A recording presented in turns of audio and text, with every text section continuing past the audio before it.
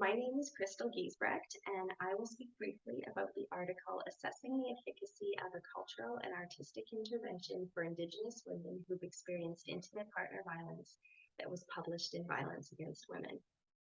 This article reports quantitative results from intervention research associated with a new program called Natawehawin. Natawehawin can be translated as the art of self-healing in the Cree language, and it is a 13-week intervention developed in Saskatchewan for Indigenous women who've experienced IPV with the goal of improving health outcomes by increasing cultural connections and teaching practices that foster resilience. Natawehawin aimed to assist Indigenous women survivors in healing from intimate partner violence, not by focusing on IPV directly, but by providing trauma and violence-informed cultural teachings, arts-based and self-care activities, and peer support. The intervention, as well as the research, was guided by Indigenous knowledge keepers.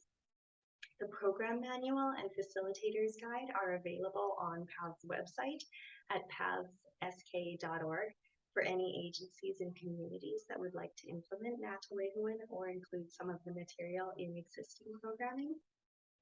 Previous research indicates the utility of artistic programs as interventions for people who have experienced violence and other traumatic events.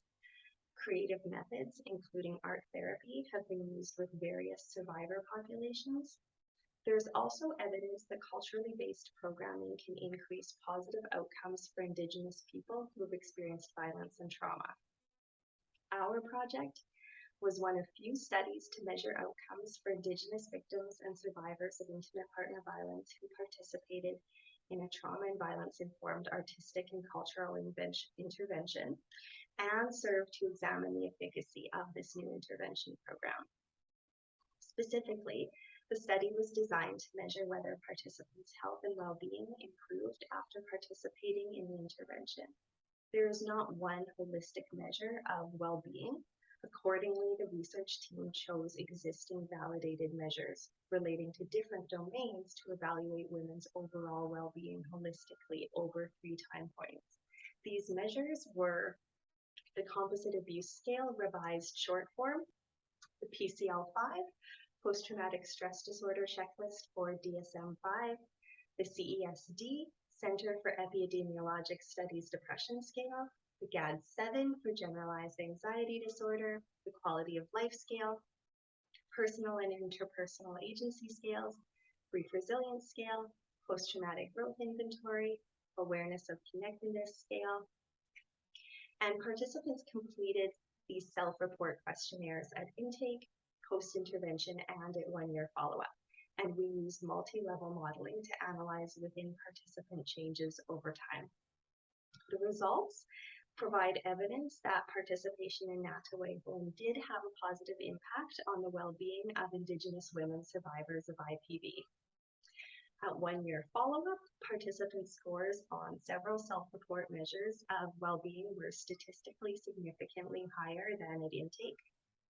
Specifically, the longitudinal multi-level modeling results indicated within participant increases in self-reported sense of resilience, personal agency, connectedness, and post-traumatic growth. There were also increases on the post-traumatic growth inventory's new possibilities and spiritual change subscales from intake to 1-year follow-up. The results also indicate decreases in participants' self-reported symptoms of depression and anxiety that were maintained at the 1-year follow-up. This is a small study and not without its limitations. However, it is a contribution to the literature in that it is one of the first studies to use pre- and post-intervention measures of well-being with Indigenous women survivors.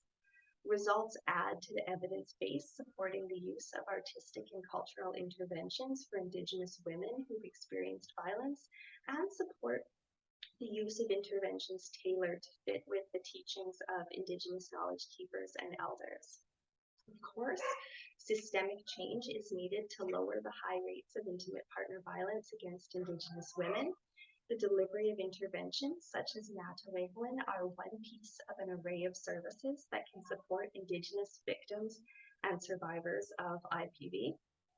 The results shared in this article provide evidence that engagement in Natawayhuan had a positive impact on participants' well-being and demonstrate support for a trauma and violence-informed artistic and cultural intervention for Indigenous women survivors. We recommend adapting, implementing, and evaluating Natawayhuan for other diverse populations. In conclusion, I would like to thank Violence Against Women for publishing this research.